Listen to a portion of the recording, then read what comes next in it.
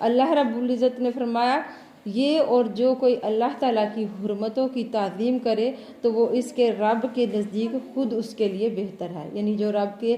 حرمت والے مہینوں کی عزت کرے گا، تعظیم کرے گا تو وہ اس کے خود کے لیے ہی بہتر ہے۔ ان مہینوں کی حرمت کا تقاضا یہ ہے کہ اس میں فتنہ فساد، ظلم اور نافرمانی کے کاموں سے بچا جائے۔ حرمت والے مہینوں کا احترام اور ان کی حرمت کی وجہ سے ان میں اللہ تعالیٰ کے پسندیدہ کاموں کے لیے ہم اللہ تعالیٰ سے توفیق مانگتے ہیں کہ ہم اللہ تعالیٰ وہ کام کریں ان مہینوں میں جو اللہ تعالیٰ نے مقرر کیے ہیں۔ حرمت والے مہینوں میں ایک رجب کا مہینہ ہے جو کہ برکت والا مہینہ ہے، اور رجب اسلامی سال کا 7واں مہینہ ہے۔ ماہ رجب کا بھی وہی مقام ہے جو دیگر حرمت والے مہینوں کا ہے، یعنی دیگر جو حرمت والے مہینے ہیں جیسے محرم ہے، ذی القعدہ اور ذی الحج ہے۔ رجب کو رجب مضر بھی کہتے ہیں۔ مضر عربوں کے قبیلے کا نام ہے، اور جس نے دور جاہلیت میں خاص طور پر اس ماہ کی حرمت کا اہتمام کیا، یعنی ایک قبیلہ تھا جس نے دور جاہلیت کون سا دور تھا؟ یعنی اسلام سے پہلے کا جو دور تھا نا، وہ دور تھا دور جاہلیت۔ اس جہالت کے دور میں بھی وہ لوگ تھے نا جو اس مہینے کی اس عزت کا خیال رکھا کرتے تھے، حالانکہ وہ بہت لڑائی جھگڑا کرنے والے تھے، بہت جنگجو تھے۔ اگر ایک جنگ جاری ہو جاتی تو کئی سالوں تک وہ جنگ جاری رہتی تھی، لیکن پھر بھی وہ اس مہینے کی عزت کا خیال رکھا کرتے تھے۔ قتل و غارت ان کا مشغلہ تھا، لیکن جو ہی حرمت والے مہینے آتے تو ہتھیار اتار دیتے، یعنی وہ جنگ بند کر دیتے۔ ہتھیار اتار دینے کا مطلب یہ ہے کہ وہ جنگ کرنا چھوڑ دیتے تھے، یعنی لڑائی جھگڑا بند کر دیتے۔ لہٰذا رجب کے بارے میں جاہلی عرب کہا کرتے رجب وہ مہینہ ہے جس میں لڑائی جھگڑا بند ہو جاتا ہے، ختم ہو جاتا ہے، یعنی اس مہینے کی تعظیم اور عزت جو ہے وہ لازمی ہے۔ اسی طرح حدیث میں آتا ہے کہ عرب میں جاہلی لوگ ان مہینوں کا احترام کرتے، خصوصاً رجب کا۔ اس میں جنگ نہ کرتے اور بتوں کے نام پر جانوروں کی قربانی کرتے، یعنی یہ نہیں کرتے تھے کہ وہ صرف لڑائی جھگڑے بند کرتے تھے، یعنی وہ اس کی اتنی تعظیم کرتے تھے کہ وہ سمجھتے تھے کہ اگر اس مہینے میں ہم قربانی کریں گے تو اس کا زیادہ اجر و ثواب ہوگا، تو وہ اس لحاظ سے پھر وہ رجب کے مہینے میں قربانیاں بھی کیا کرتے تھے۔ نہ صرف قربانی کرتے تھے بلکہ کچھ اور بھی بدعات شامل کرتے تھے، کیونکہ جب ایک بدعت ہوتی ہے تو وہ پھر ایک تک نہیں رہتی۔ بدعت کا مطلب پتہ ہے آپ لوگوں کو؟ کہ جھوٹ بات، یعنی دین میں نئی بات، ایسی بات جو ہمیں ہمارے نبی نے نہیں بتائی اور ہم ثواب سمجھ کے کریں گے تو وہ پھر جو بات ہے وہ بدعت کہلائے گی۔ تو اللہ تعالیٰ کی طرف سے جو دین آتا ہے بندے کے لیے اس پر تو بندہ مطمئن ہو جاتا ہے، لیکن کیونکہ بدعت ایک سے ایک نکلتی رہتی ہے، اگر دین پر بندہ مطمئن ہو تو وہ دین تک ہی رہے، لیکن جب بندے کے ہاتھ میں آتا ہے نا تو پھر وہ ایک سے آگے بات جو ہے وہ نکالتا ہے، دین ایجاد کرتا ہے۔ اسی طرح جب دین کی تعلیمات کم ہونا شروع ہو گئیں، یعنی اسلامی تعلیمات ہیں وہ لوگوں نے کم علم حاصل کرنا بند کر دیا، اور بدعات تو پھر بہت سی بدعات رواج پا گئیں، اور پھر مسلمان ہوتے ہوئے بھی اس مہینے کو بہت لوگ معزز اور محترم قرار دیتے، اور اسی طرح انہوں نے عبادت کے خود ساختہ طریقے بھی ایجاد کر لیے، یعنی دوسری باتیں تو کئی تو لیکن ساتھ ہی انہوں نے جو ہے عبادت کے بھی خود ساختہ طریقے، یعنی آہستہ آہستہ نا انہوں نے اس میں عبادت کے بھی طریقے نئے نئے کرنے شروع کر دیے، اور انہوں نے رائج کر دیے جو کہ اصل سنت سے ثابت نہیں ہے۔ اسی طرح کیونکہ کام ہم وہی کریں گے جو سنت سے ثابت ہے تو پھر ثواب بھی ہمیں تبھی ملے گا، اجر بھی ہمیں تبھی ملے گا۔ یہ نہیں کہ ہم اپنی مرضی سے جو ہمیں پسند ہے ہم وہ کام کریں گے تو اللہ تعالیٰ کو پسند آئے گا، بلکہ اللہ تعالیٰ نے جو کام ہمیں بتائے ہیں نبی کے ذریعے ہم وہ کام کریں گے تو ہمیں اس کا اجر ملے گا۔ اسی طرح جب رجب کا مہینہ آتا ہے تو کچھ لوگ یہ دعا کرتے ہیں، اللہم بارک لنا فی رجب و شعبان و بلغنا رمضان، یا اللہ ہمارے لیے رجب اور شعبان میں برکت ڈال اور ہمیں رمضان نصیب فرما۔ یہ جو دعا ہے یہ بھی نبی صلی اللہ علیہ وسلم سے ثابت نہیں ہے، آپ صلی اللہ علیہ وسلم نے کبھی بھی یہ دعا جو ہے نہیں کی ہے، اس لیے ہمیں بھی اس سے بچنے کی کوشش کرنی چاہیے۔ اسی طرح کچھ لوگ جو ہیں وہ رجب میں عمرہ کرنے کو ثواب سمجھتے ہیں کہ جب ہم رجب میں رمضان میں تو عمرہ کرنے کا ثواب ہے نا، کیونکہ وہ ہمیں ہمارے نبی نے کیا ہوا تو ہم بھی کریں گے تو رمضان میں عمرے کا ثواب زیادہ ہوگا، لیکن رجب میں آپ صلی اللہ علیہ وسلم نے کبھی بھی عمرہ نہیں کیا۔ اور پھر اسی طرح رجب میں مختلف قسم کی نمازیں ادا کی جاتی ہے، یعنی اس مہینے کو فضیلت والا سمجھتے ہیں اور زیادہ نوافل ادا کرتے ہیں کہ زیادہ ثواب ہوگا، جبکہ رجب کے مہینے میں نبی صلی اللہ علیہ وسلم سے کوئی بھی جو عبادت ہے نا خصوصی طور پہ وہ ثابت نہیں ہے۔ کسی وقت کے لیے آپ نے رات کی نماز یا رات کا نماز پڑھنا یا قیام کرنا ثابت نہیں ہے، خاص نہیں کیا آپ نے اس وقت کے لیے۔ اس عبادت کو کسی وقت یا مقام کے ساتھ مختص کرنے کی کسی کو بھی اجازت نہیں ہے، کیونکہ اللہ تعالیٰ نے ہمیں اپنی شریعت کے مطابق عمل کرنے کا حکم دیا ہے، تو ہم اس کے اوپر عمل کریں گے تو ہمیں اجر ملے گا نا۔ اس لیے ہم پر یہ لازم ہے کہ نبی صلی اللہ علیہ وسلم کی ہم اطاعت کریں اور انہی کی سنت پر چلیں۔ اسلام میں ایسی عبادت کی کوئی حقیقت نہیں ہے، نہ ہی نبی صلی اللہ علیہ وسلم نے اس کی تاکید کی ہے۔ عبادت کا صرف وہی طریقہ اللہ تعالیٰ کو پسند ہے اور وہی قابل قبول ہے اللہ تعالیٰ کے ہاں جو اللہ اور اس کے رسول کی اتھارٹی کے ساتھ ہو، یعنی ان کے حکم کے ساتھ ہو اور ان کے حکم کے مطابق ہو۔ خود سے عبادت کے طریقے ایجاد کرنا اللہ تعالیٰ کی اتھارٹی یا اللہ تعالیٰ کے حکم میں دخل دینا ہے، یعنی اگر ہم خود سے کوئی طریقہ کریں گے عبادت کا، اس کا مطلب ہے ہم اللہ تعالیٰ کے کاموں میں دخل اندازی کر رہے ہیں۔ اس بات کو کوئی سوچتا ہی نہیں ہے، بس وہ دیکھا دیکھی وہ یہ کام کر رہا ہے تو یہ کام کر رہا ہے تو پھر میں نے بھی یہ کرنا ہے کہ اس کا بہت زیادہ اجر ہے، تو لیکن اس کے اجر کی بجائے ہمیں گناہ ہوگا اگر ہم اپنے صحیح طریقے ایجاد کر کے عبادت کریں گے۔ کیونکہ بندہ جو ہے انسان اللہ تعالیٰ کا غلام ہے، اور یہ غلام کا یہ کام نہیں ہے کہ وہ صرف فرما برداری کرے گا، وہ خود سے قانون جو ہے وہ نہیں بنائے گا۔ اس لیے ہمیں اس کے بارے میں بے حد محتاط رہنا ہے، اور دین کے نام پر، عبادت کے نام پر ثواب کی خاطر کیا گیا کوئی بھی کام جب شروع کرنا ہے تو پھر ہمیں یہ ضرور دیکھنا ہے کہ آیا اس کی قرآن و حدیث سے ہمارے پاس دلیل ہے کہ نہیں، کہ یہ ہم اپنے بڑوں کے ہی پیچھے چل رہے ہیں، کیا یہ سنت رسول سے بھی ثابت ہے کہ نہیں، یعنی کیا یہ جو اجر بتایا جا رہا ہے ہمیں کہ ہم عبادت کریں گے، روزہ رکھیں گے یا پھر نفل پڑھیں گے، تو کیا یہ قرآن و سنت سے بھی ثابت ہے، کیا ہمارے نبی نے بھی کبھی یہ کام کیا تھا یا صرف جھوٹ گاڑ لیا گیا ہے۔ اس طرح کی چیزیں دین میں شامل کرنا، پھر ان کی پابندی کرنا، پھر ایک خاص دن کے لیے یا ایک خاص رات کے لیے خاص طریقے پر کرنا، یہ سب چیزیں دین میں دخل اندازی ہیں اور یہ انتہائی ناپسندیدہ ہیں۔ اب آپ سوچئے کہ آپ ایک قانون بنا رہے ہیں، یعنی یا کوئی آپ نے پالیسی بنائی ہے یا کسی بھی قسم کا کوئی ڈسپلن قائم کر رہے ہیں، یا ہم یہی دیکھیں کہ ہم اپنے گھر کے ہی کو قانون بناتے ہیں یا ڈسپلن کے اس ٹائم پہ سب نے اٹھنا ہے، اس ٹائم پہ سب نے سونا ہے، اس ٹائم پہ کھانا کھانا ہے، نماز پڑھنی ہے، لیکن کوئی ایک باہر سے بندہ آ کر ہمیں کہے کہ نہیں آپ نے اس طرح نہیں کرنا، نہ آپ نے اس طرح اٹھنا، نہ آپ نے جب میں کہوں گا تب آپ اٹھیں گے، جب میں کہوں گا تب آپ سوئیں گے، تو کیا ہمیں اچھا لگے گا؟ یہ کبھی بھی نہیں۔ ہم اس شخص کو تو پاگل ہی سمجھیں گے کہ یہ کہاں سے آ گیا، باہر سے آ کے تیسرا بندہ ہمیں کہہ رہا ہے کہ تم اپنے گھر میں میری بات نافذ کرو، تو یہ پھر ایک جرم ہے، تو دوسرے کے کام میں یہ مداخلت ہوگی، اور آپ کو جس کام کے لیے اپوائنٹ ہی نہیں کیا گیا، یعنی آپ کو کہا ہی نہیں گیا کہ آپ نے یہ کام کرنا، پھر آپ دوسرے کے گھر میں جا کے وہ کام کریں گے، تو وہ آپ کو تو بالکل بھی وہ اچھا نہیں نہ سمجھے گا۔ تو دین کے معاملے میں بھی ہمیں نہایت سمجھداری سے کام لینا چاہیے، دین کو صرف اتنا ہی رکھنا چاہیے جتنا وہ ہے، جتنا ہمیں وہ دیا گیا ہے۔ اگر ہم اپنی طرف سے دین میں کچھ شامل کریں گے تو ایسا کرنا دین کو مشکل بنانا ہے، کیونکہ اللہ تعالیٰ نے کتنا آسان بنایا ہوا دین، ہر کام میں آسانی ہے، شادی کو لے لے، نکاح کو لے لے، کتنی آسانی ہے رکھی ہوئی اللہ تعالیٰ نے کہ نکاح سادگی کے ساتھ کرنا ہے، اس کو مشکل ہم نے بنایا ہوا نا، کتنا مشکل بنا دیا ہے، نکاح کرنا مشکل ہو گیا اور زنا کرنا آسان بنا دیا گیا، کہ وہ اتنا آسان کر دیا گیا تو نکاح جو ہے مشکل بنا دیا گیا، اس لیے لوگ نکاح سے ڈرتے ہیں۔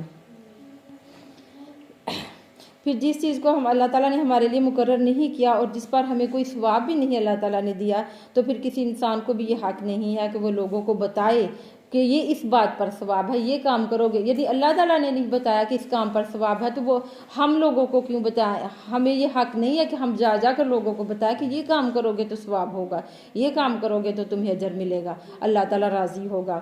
پھر اسی طرح کچھ لوگ جو ہے وہ کہتے ہیں کہ کیا کنڈوں کو پتہ ہے کسی کو؟ سب کو ہی پتہ ہوگا میرا خیال ہے، یہ بات تو سب کو ہی پتہ ہے نا اچھی طرح سے، ہے نا، کہ رجب میں اور کنڈے کا ساتھ لازم ہے نا، تو اس مہینے میں لوگ کیا کرتے ہیں، کنڈے पहले कूडे भरते हैं, फिर रोज़े रखते हैं, सारी रात जागते हैं, आतिशबाजी करते हैं, शब मराज की महफिलें मुनक्कद की जाती हैं, कब्रस्तान जाते हैं, हलवा पूरी बनाते हैं। क्योंकि ये जब हम छोटे थे ना तब हम भी बहुत ज़्यादा जाया करते थे, क्योंकि हमें भी नहीं था पता ना कि इल्म की कमी ना, जहालत, तो हमें नहीं था पता कि ये बात जो है सही नहीं है। लोग ये कूडे भरते और ये था कि इनको घर से बाहर नहीं लेके जाना, यानी जिसने खाना है ना, तो जिसके घर बने हुए ना उसके घर ही खाना है, वहाँ से निकल के किसी ने नहीं लेके जाना। यानी ये भी उसकी ना कहीं बेइज्जती ना हो जाए, हलवा पूरी की जा जो भी है। तो बहुत से लोग तो यही काम करते हैं, यानी किसी को भी नहीं पता, किसी ने भी ज़रूरत ही नहीं समझी कि हम ये देखें कि क्या ये कभी हम काम हमारे नबी ने भी किया था कि या किसी सहाबी ने भी ये काम किया जो हम काम कर रहे हैं। हम पता है क्या देखते हैं कि ये हमारे इर्द गिर्द वाले कर रहे हैं, यही दे वो फलां के घर में भी हुआ, इधर भी हुआ, उधर भी हुआ, तो हम यही देखते हैं कि हमारे इर्द गिर्द वाले सब कर रहे हैं तो हम क्यों ना करें, हम क्यों, हमें लोग क्या कहेंगे, है ना। तो जिस दिन ये बात हमारे जहन से निकलेगी ना कि लोग क्या कहेंगे, उसी दिन ही काम सारे ठीक होंगे। जिस दिन हम ये सोचना शुरू करेंगे कि अल्लाह ताला क्या कहेगा, तो फिर इंशाल्लाह हमारे सारे काम सीधे होंगे। तो बहुत से लोग इसलिए करते हैं कि कुछ लोग कर रहे हैं, उनके इर्द गिर्द ये काम होते हैं, वो खुद इल्म हासिल नहीं करते, वो लोगों के देखा देखी ये काम करते हैं, या फिर कहते हैं कि हमारे आबा अजदाद कर रहे हैं।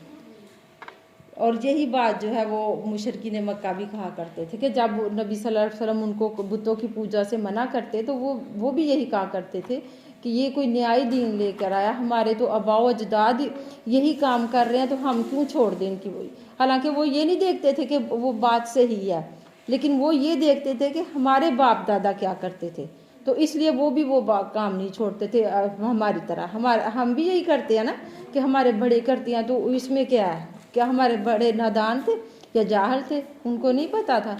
हालांकि अल्लाह ताला ने कहा है कि अगर चे उनके बाप दादा जो हैं वो जाहल हों, उनको पता ही ना हो किसी बात का, फिर भी वो काम करें, तो इसी तरह हम भी करते हैं। अल्लाह ताला से दुआ है कि अल्लाह ताला हमें इन कामों से बचा ले, और हमें इसके लिए हमने क्या करना है, दीन का इल्म हासिल करना है। हमारे पास दीन का इल्म होगा तो हम जो है ना वो काम कर सकेंगे ना सही और सुन्नत के मुताबिक। हमें ये देखना है कि हम जो काम कर रहे हैं और ख़ास तौर पर जिसे इबादत समझ कर रहे हैं, ख़ास अहमियत देते हैं जिसे, उसकी क्या अहमियत है। फिर हमने देखना है कि लोग जो है ना फिर इस महीने में रोज़ों का बहुत अहतमाम करते हैं, है ना, बहुत ज़्यादा रोज़े रखते हैं, की कोशिश करते हैं कि इस महीने में रोज़े बहुत रखने हैं। हालांकि हमारे नबी ने जो सबसे ज़्यादा रोज़े रखे ना रमज़ान के महीने में, रमज़ान के महीने के अलावा वो शबान के हैं। शबान के अलावा आपने किसी महीने में भी ज़्यादा रोज़े नहीं रखे, और वो भी सिर्फ 15 रखे हैं, उसके बाद नहीं रखे, क्योंकि फिर रमज़ान के रोज़े आ जाते हैं तो उसके लिए फिर बंदा कमज़ोर हो जाता है। तो इसलिए आप सल्लल्लाहु अलैहि वसल्लम ने सबसे ज़्यादा अगर रोज़े रखे हैं तो वो रमज़ान में रखे हैं, इसके अलावा किसी महीने में नहीं रखे हैं। कुछ लोग इस माह में खसूसी एहतमाम करते हैं रोज़ों का। बाद लोग 27 रजब का रोज़ा रखते हैं और फिर इस रोज़े को आम रोज़े से बहुत अफजल समझते हैं ना, कहते हैं कि इसका बहुत सवाब है, इस रोज़े का, इसका पता नहीं कितने साल का सवाब है, ये है वो है। हालांकि ऐसा करना दुरुस्त नहीं है। रजब के महीने में ख़ास तौर पर रोज़े रखने के बारे में हाफ़िज़ इब्न क़य्यम ने फरमाया कि माह रजब में रोज़ा रखने या रजब की बाद रातों में नमाज पढ़ने के बारे में हर हदीस नबी सल्लल्लाहु अलैहि वसल्लम पर घड़ा हुआ झूठ है, यानी हर हदीस जो है वो झूठी है, यानी ज़ईफ़ हदीस जिसको हम कहते हैं ना, मन घड़त, वो हदीस है। आप सल्लल्लाहु अलैहि वसल्लम से कोई ऐसी हदीस साबित नहीं है कि जिसमें आपने रमज़ान के रजब की 27 को, क्योंकि आपकी ज़िंदगी में शब मराज के बाद कितनी दफ़ा रजब आया, महीना आया और वो रात आई, लेकिन आपने कभी उस रात में ना खसूसी एहतमाम किया, ना खसूसी इबादत की, ना कोई ख़ास तौर पर रोज़ा रखा। लेकिन ऐसा भी नहीं है कि हम नफली रोज़ा नहीं रख सकते, कि अगर नहीं रजब में रखते तो इसका मतलब ये भी नहीं है कि हम रजब में इसके अलावा रोज़ा नहीं रख सकते। वो दिन भी हैं जिनमें हम नफली रोज़ा रख सकते हैं, लेकिन आप सल्लल्लाहु अलैहि वसल्लम ने वो दिन मुकर्रर किए हैं, आपने रोज़े रखे हैं उन दिनों में, तो इसलिए हम भी रोज़े रखेंगे, क्योंकि हम अपने नबी की सुन्नत को फॉलो करेंगे इंशाअल्लाह ताला। आपके बाद किसी और को इजाज़त नहीं है, यानी आपने तो मुकर्रर किए हैं, लेकिन अब आपके बाद किसी और लोगों को इजाज़त नहीं है कि वो भी इनमें जो है खुद साख्ता ही बनाए कि ये रोज़े की बड़ी अहमियत है। ہر مہینے کے کچھ دنوں میں آپ صلی اللہ علیہ وسلم کو روزہ رکھنا ثابت ہے، جیسے کہ روزہ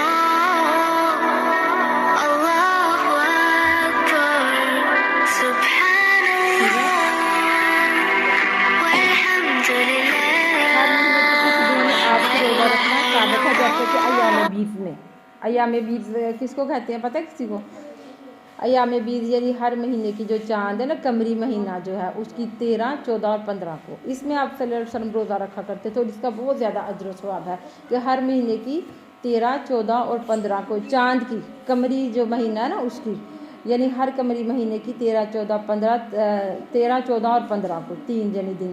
یا پھر آپ صلی اللہ علیہ وسلم سوموار اور جمعرات کو روزہ رکھا کرتے تھے کہ اس دن اعمال اللہ تعالیٰ کے ہاں پیش ہوتے ہیں. تو میں چاہتا ہوں کہ جب فرشتے میرے اعمال اللہ کے ہاں لے کے جائیں تو میں روزے سے ہوں. تو اس لیے ہم نے بھی انشاءاللہ کوشش کرنی ہے کہ ہم سوموار یا جمعرات کو روزہ رکھیں، اپنے نبی کی محبت، اپنے نبی کی سنت کو فالو کرتے ہوئے. تو اگر ہم نے روزہ رکھنا ہے تو ہم سوموار یا جمعرات کا، یا پھر اسی مہینے میں چاند کی 15، 13، 14، 15 آئے گی اس کو بھی رکھ سکتے ہیں. لیکن وہ جو شخص رکھتا ہے ہمیشہ وہ رکھے، یا جس نے ارادہ کیا ہے کہ میں نبی صلی اللہ علیہ وسلم کی سنت کے اوپر عمل کرتے ہوئے روزہ رکھوں گا، وہ رکھ سکتا ہے. یا پھر آپ نے سب سے زیادہ ماہ شعبان میں روزے رکھے. تمام روزوں کے بارے میں ہمیں صحیح احادیث، یعنی یہ جو روزے ہیں نا سوموار جمعرات کا اور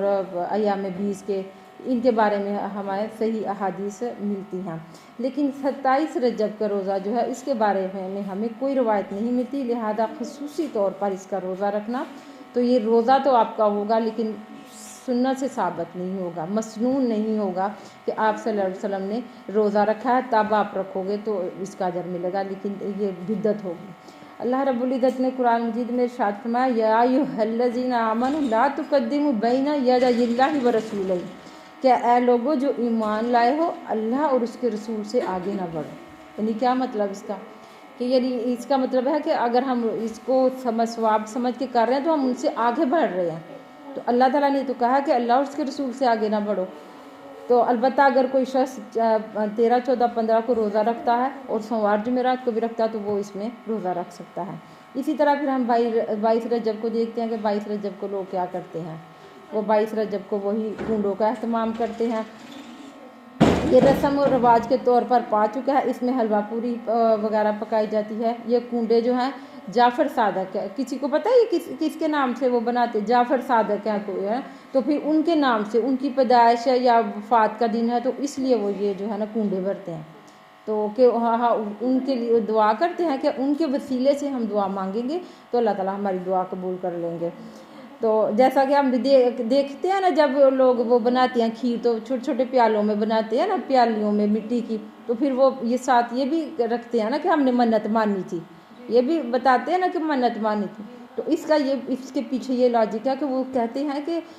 امام جعفر کے نام کے وسیلے سے ہم مانگیں گے نا تو اللہ تعالیٰ ہماری دعا قبول کرے گا. کئی لوگوں کو دیکھا سنا بھی، کہتے بھی ہیں لوگ کہ ہماری دعا قبول ہوتی ہے جس طرح. پھر کیونکہ غیر اللہ، یہ اللہ تعالیٰ کے علاوہ کسی کے نام کی نظر ہے، غیر اللہ کی نظر ہے جو کہ حرام اور شرک ہے. کسی کے نام پر اللہ تعالیٰ کے علاوہ جانور قربان کرنا، کسی کے نام پر کھانا دینا، یہ سب جائز نہیں ہے، کیونکہ نظر جو ہے یعنی کسی نظر کو ہم مانتے ہیں نا تو وہ عبادت ہے. تو یہ عبادت ہے اور یہ صرف اللہ تعالیٰ کے لیے مانی جاتی ہے. اسی طرح پھر بعض لوگ 27 رجب کو ساری رات لوگ جاگتے ہیں، نوافل پڑھتے ہیں. اکثر لوگ پڑھتے ہیں نا کہ 27 رجب کو عبادت کی رات ہے اور اس میں نوافل پڑھنے ہیں. تو لیکن دیگر بدعات کے علاوہ 27 رجب کو بھی رات بھر جا کر عبادت کرنا اور دن کو روزہ رکھنے کی بھی بہت اہمیت دیتے ہیں، اور اسی کی نسبت واقعہ معراج سے کی جاتی ہے. یعنی اس واقعہ معراج کی وجہ سے، واقعہ معراج کا پتہ آپ لوگوں کو نا؟ ہاں الحمدللہ. تو اسی کے نسبت کرتے ہیں کہ واقعہ معراج کی وجہ سے ہی وہ روزہ رکھتے ہیں. حالانکہ آپ صلی اللہ علیہ وسلم کی زندگی میں کتنی دفعہ وہ رات آئی بعد میں، لیکن آپ نے نہ کبھی روزہ رکھا، نہ کبھی آپ نے خاص طور پر جاگے اس رات کو.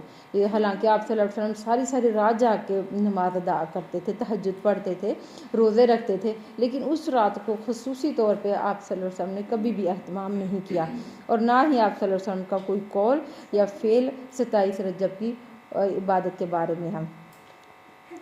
ना फिर कभी सहाबा ने रोज़ा रखा, ना ही कभी आपने ऐसा काम करने का हुक्म दिया है हमें, लिहाजा हमें ऐसे कामों से बचना है। वाक़या मिराज के ज़हूर की हकीकत अपनी जगह मुसल्लम है, यानी ये वाक़या पेश आया, हमारा ईमान है कि ये वाक़या पेश आया है। वाक़या मिराज अल्लाह ताला की कुदरत की निशानियों में से एक निशानी है। वो वाक़या है जिसने इंसान की सोच को नया रुख दिया। ये वाक़या अजीब व गरीब है। आपने इसमें अल्लाह ताला की कुदरत की निशानियाँ और अजायबात देखे। आप सल्लल्लाहु अलैहि वसल्लम का जब आसमानों पे लेके जाया गया तो आपने वहाँ पे अल्लाह ताला की बहुत सारी कुदरत की निशानियाँ देखी। तो इंशाल्लाह हम कभी इस वाक़े को तफसील से भी पढ़ेंगे इंशाल्लाह ताला।